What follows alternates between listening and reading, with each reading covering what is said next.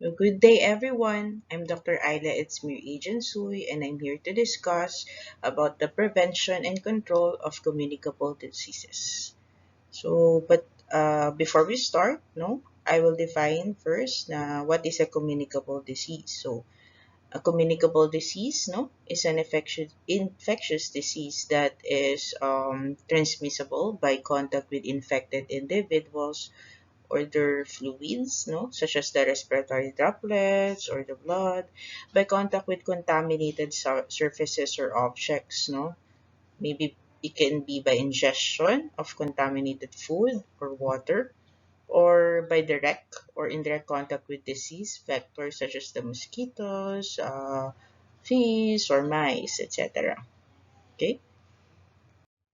Then for the objective, um, of this lecture, no, the students shall be able to discuss the global and local burden of diseases, identify and discuss the elements of the ecological triad, identify and discuss the links of the epidemiologic chain, discuss the different level of prevention, and identify preventive and control measures for communicable diseases. So let's start with the global and local burden of disease.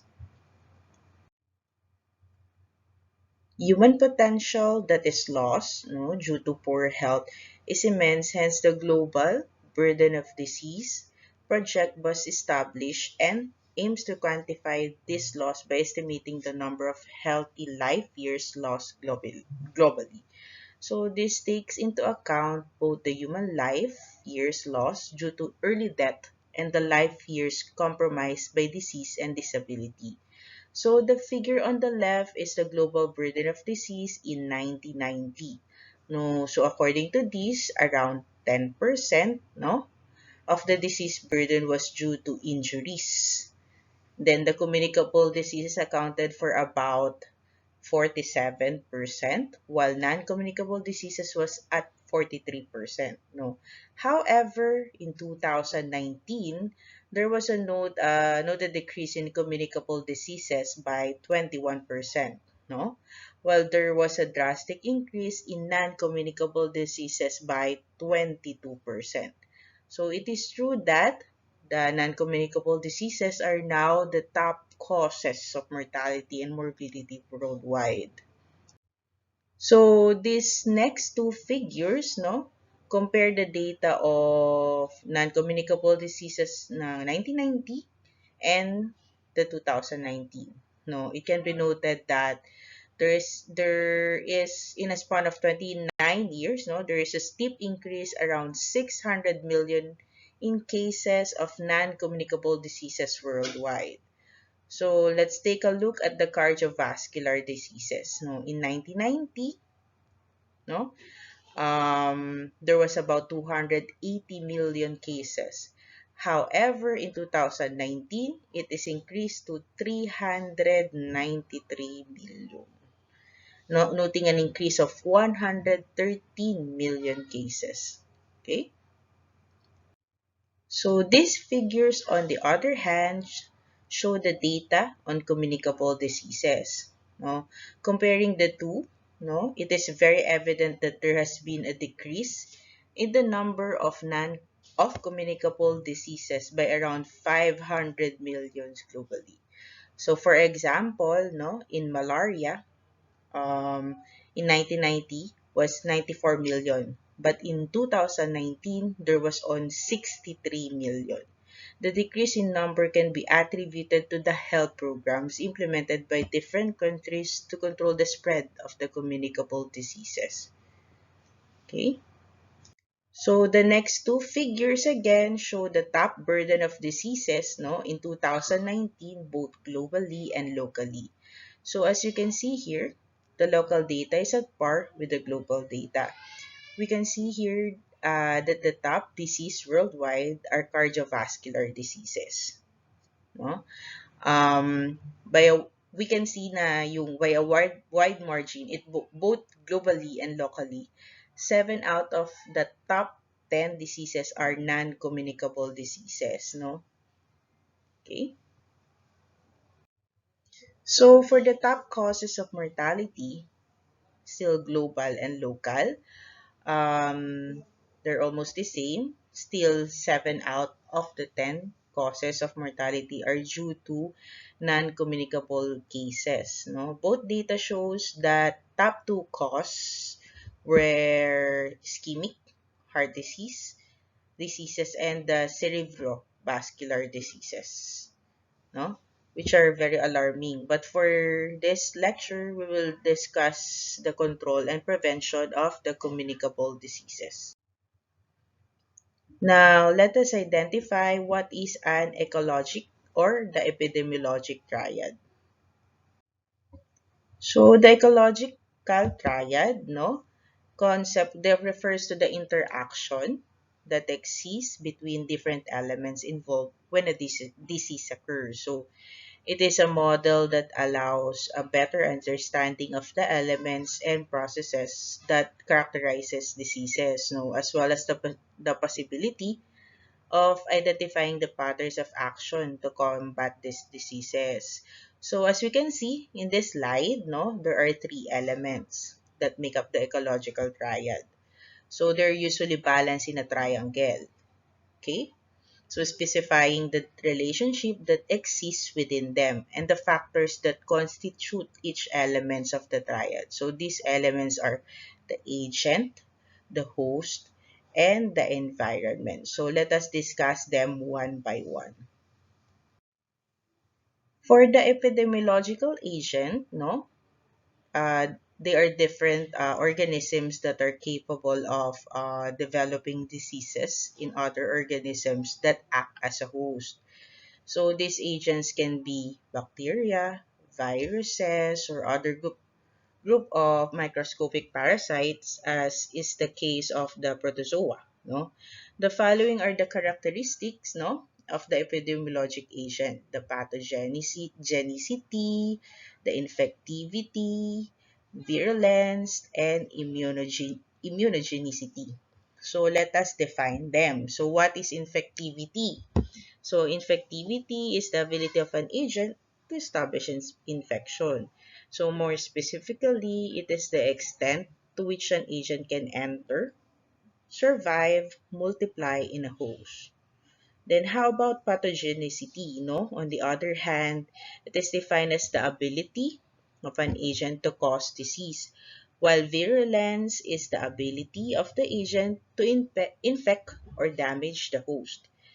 Virulence can also be identified as degree of damage caused by an agent.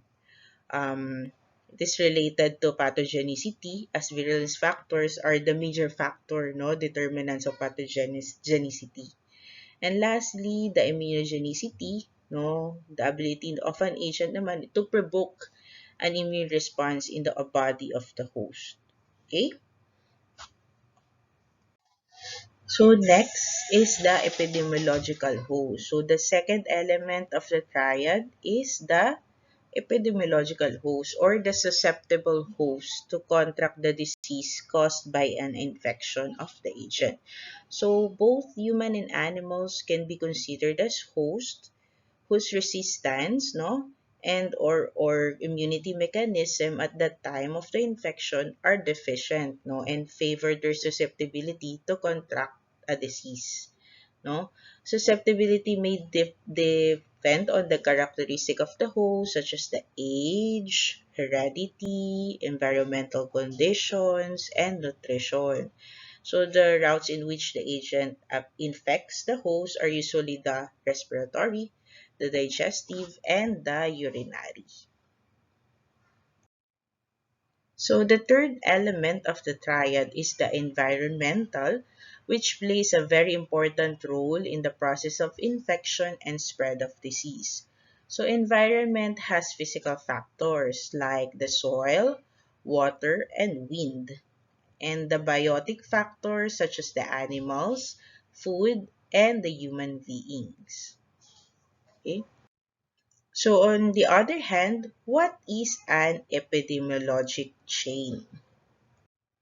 So an epidemiological chain or the epidemiologic chain allows each and every one of the different links and elements intervene into the development of a disease and its consequent transmission mechanism. So there are six fundamental links in epidemiologic chain, which are the infectious agent, the reservoir, the portal of exit, means of transmission or the mode of transmission, the portal of entry, and a susceptible host. So infectious agent or pathogen came from the Greek word pathos, meaning suffering, and genes meaning producer of. As of as what we have discussed, no, on the previous slides, it can be bacteria, virus, or protozoa. We have also discussed earlier the characteristics of an agent or pathogens, or the pathogenicity, infectivity, the virulence, and immunogenicity.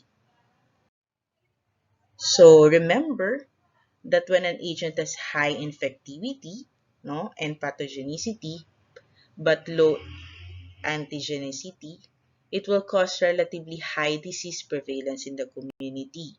So in the other hand, an agent with high infectivity but low pathogenicity usually produces some mild or subclinical symptoms, no? And of course in a carrier. Then for example, we have the hepatitis A virus, no, in children, has low pathogenicity and low virulence. Since many infected children remain asymptomatic and few develop severe illness. So another example in persons with good nutrition and health, measles virus, no, for example, has a high pathogenicity but low virulence. Since almost all infected persons develop the characteristic rash illness, but few develop the life-threatening presentations of the measles, pneumonia, or the encephalitis.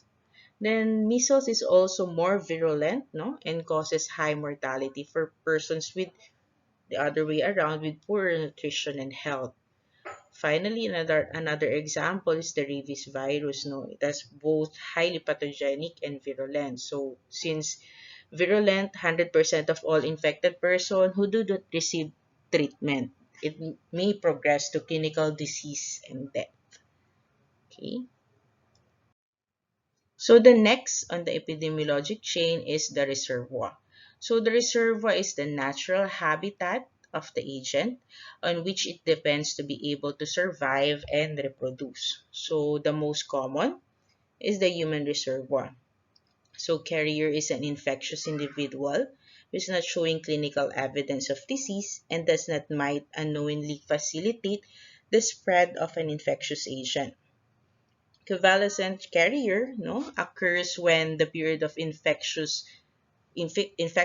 extends beyond the period of the clinical illness. So carriers of this type can be a significant issue in promoting the spread of certain enteric infections, such as those caused by the bacterium, the Vibrio cholerae. On the other hand, no, the chronic carriers are the persons who continue to harbor an agent for a long time, such as the hepatitis B and the Salmonella typhi. Animals can also be a reservoir of a pathogen, so zoonosis in an infectious disease that can jump from the non-human to human and the vice versa. Modes of transmission can vary from direct transmission, no, from non-human to human through media such as air, the example is the influenza, or through bites and saliva, no, for example is the rabies. Zoonosis can also be transmitted through vectors, which are organisms that transmit infectious agent from the infected animal to human. So vectors then are frequently the arthropods such as the mosquitoes, ticks, flies, fleas, and lice. As for the portal of exit, no, it is a route by which an infectious agent escapes or leaves its natural reservoir. So this can be through coughing, sneezing, from the genitourinary, no, we have the urine and the vaginal secretions. From the gastrointestinal, we have the feces and the saliva. And skin through arthropod bites, no, we have the malaria or the dengue. And of course, the needles and the syringes. Okay. Then for the mode or the means of transmission, it can be direct or person to person. It can be through vectors, the animals and insects, the common vehicle like food and water, and the mechanical vectors or the fomites na contaminated, no, such as the doorknobs, for example, or the your unclean toothbrushes, no. Okay. So this table shows the modes of transmission, their examples, and the diseases that can be transmitted. So the first column, these are the route, the direct contact, droplet, indirect contact, vector, vehicle, or the airport. And their examples, no, on the second column, and the disease that it may produce on the third column. Okay. Next is the portal of entry. So this is the site at which the infectious agent enters the susceptible host and gains access to host tissue. So just like the portal of exit, it can also be via the gastrointestinal, the genitourinary, or the respiratory. However, it is important to note that some infectious diseases can naturally enter a host by more than one portal, just like the anthrax, which can get into the body of a host through skin, lungs, or the gastrointestinal. And lastly, no, it is the susceptible host. No, it is an individual who is at risk of infection and disease following exposure to an infectious agent. So host factors are the age, sex, race, and culture. No, now, for the age, older people are more susceptible to infection, probably due to their declining bodily functions and defenses. For example, diphtheria and measles occurs mostly in children because of the absence of immunity. The schistosomiasis is observed among adults. So an example for this that sex is the vaginal infections only seen in females HPV, more on women. The coronavirus, TB, and HIV are more common in males. For the race, a study in COVID showed higher infection rate for South Asian compared to the European population. And for the culture, old practice of using bamboo sticks to cut umbilical cord can lead to a lot of neonatal tetanus infection. Okay? For the incubation period, no, it is the time the host is exposed to an infectious agent until the time of the manifestation of the first signs and symptoms of the disease. On the other hand, no, period of clinical illness is the duration between the first and the last disease signs and symptoms. Okay. For the potential transmission, the latent period is defined as the time between the host, no, is exposed to an agent and the onset of infectiousness. So the period of communicability is the period when an infected person can transmit an infectious disease to other person. So for example, no, the chickenpox is an infectious disease caused by varicella zoster virus. So as we can see in the figure on the right, no, the latent period for the chickenpox is shorter than the incubation period. So a child with a chickenpox becomes infectious to others before developing the symptoms. So it is a different case then for patients living with HIV. So HIV has a relatively short latent period but a long infectious period that may occur years before the onset of the first symptoms. So next part of the lecture are the levels of prevention. So the purpose of the preventive medicine is to prevent the disease, no, and promote health and longevity of the population.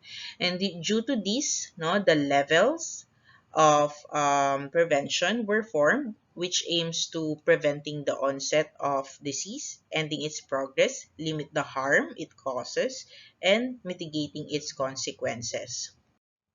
So first of the levels of prevention is the primordial prevention. So it was added to the preventive strategies in 1978. So it consists of the risk factor reduction targeted towards an entire population through a focus on social and environmental conditions. So such measures typically get promoted through laws and national policy. So, because primordial prevention is the earliest prevention modality, it is often aimed at children, no, to decrease as much risk exposure as possible.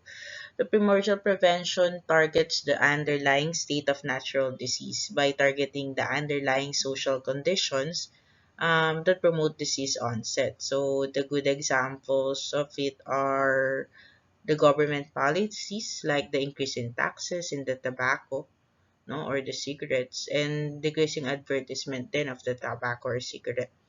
Another good example is yung building safe walking paths and access to stores with healthy food options. Okay. So next is the primary prevention. The aim is to prevent a disease from from ever occurring, and target is for the healthy individuals with risk factors. So remember, having risk but no symptoms and disease. So it reduces the incidence of disease by addressing the risk factors and may also aim to promote healthy behavior. So good example of it is the immunization or giving providing lecture regarding the healthy lifestyle. Okay. And for the secondary prevention, no, it emphasizes early disease detection and its target is healthy appearing individuals with subclinical forms of the disease. So secondary prevention, no, occurs in forms of screening. So for example is the pap smear, the Papa Nicolau smear, no, that aim to diagnose cervical cancer in its subclinical state before progression. So next is the tertiary prevention. Tertiary prevention targets both the clinical and the outcome stages of a disease.